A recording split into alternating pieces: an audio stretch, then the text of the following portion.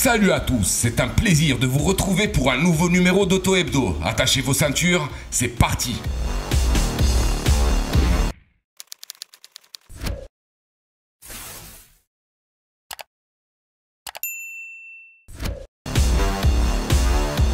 La nouvelle Peugeot 208 vient d'être auréolée du titre de voiture européenne de l'année 2020, European Car of the Year ou ECOTY.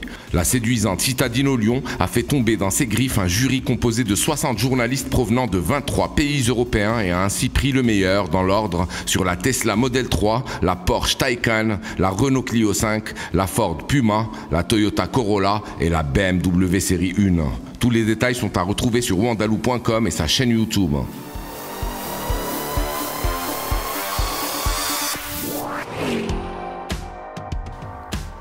Malgré l'annulation à cause des craintes entourant le coronavirus de la 90e édition du Salon de Genève qui était prévue du 5 au 15 mars, les marques n'ont pas bouleversé leur calendrier. Plusieurs premières mondiales virtuelles ont été révélées en direct depuis Genève et on a eu droit à du très lourd.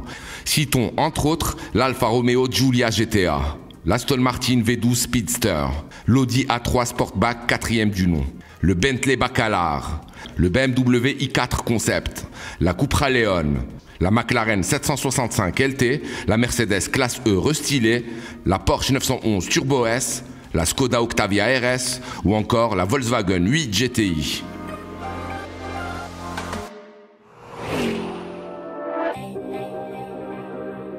La Formule 1 vegan, à savoir la Formule E, a électrisé les foules le week-end dernier à Marrakech. C'est le pilote portugais Antonio Félix da Costa qui a remporté le Marrakechi Prix au volant de la monoplace de l'écurie DS Tachita.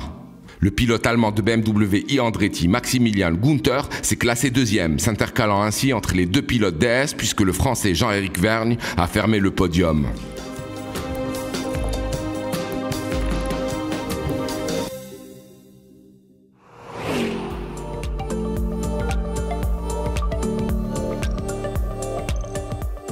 En marge du Marrakechi Prix, compétition dans laquelle elle est engagée via l'écurie Panasonic Jaguar Racing et où samedi dernier son pilote néo-zélandais Mitch Evans a décroché une belle 6e place au terme d'une belle bagarre, Jaguar Land Rover Maroc a organisé pour Wandalou et d'autres médias de la place un test drive XXL, un road trip aller-retour Casa-Marrakech au volant de la version restylée de sa berline familiale, la Jaguar XE. La belle anglaise s'offre un lifting assez spectaculaire et un upgrade technologique remarquable. Nous vous en dirons plus très prochainement.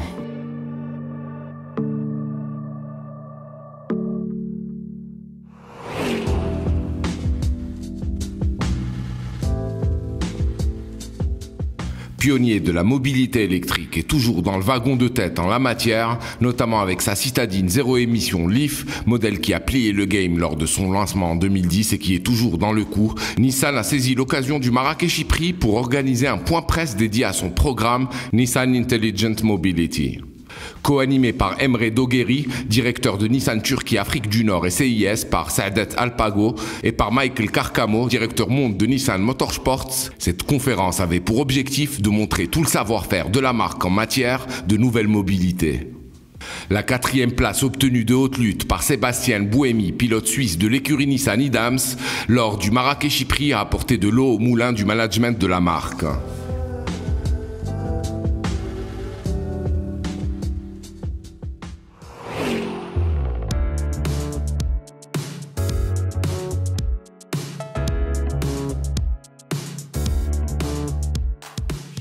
Présenté le 29 février dernier sur le circuit Moulay El Hassan de Marrakech dans le cadre de l'e-Prix de Formule E et lancé le jour même sur notre marché dans tout le réseau SMEA, le X5 X-Drive 45i est un titan à l'appétit de moineau et à la conscience écolo surdéveloppée.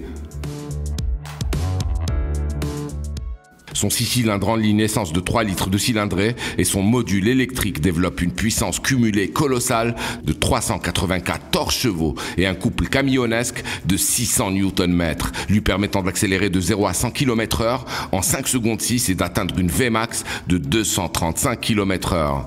Mais ce grand SUV qui peut rouler en mode 100% électrique plus de 80 km durant et jusqu'à une vitesse de 135 km/h réclame moins de 2 litres au 100 km en moyenne en cycle WLTP, un miracle.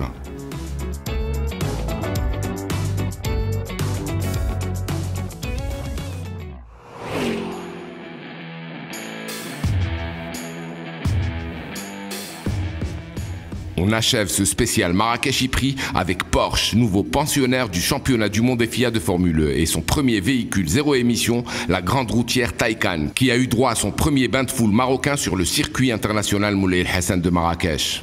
Dévoilée en septembre 2019, quelques jours avant la dernière édition du Salon de Francfort, la frangine vertueuse de la Panamera donne le choix entre deux variantes, la Turbo et la Turbo S, qui développent respectivement 680 et 761 chevaux. La plus puissante des deux fait figure d'engin ultime pour tout amateur de sportive que le sort de la planète ne laisse pas indifférent.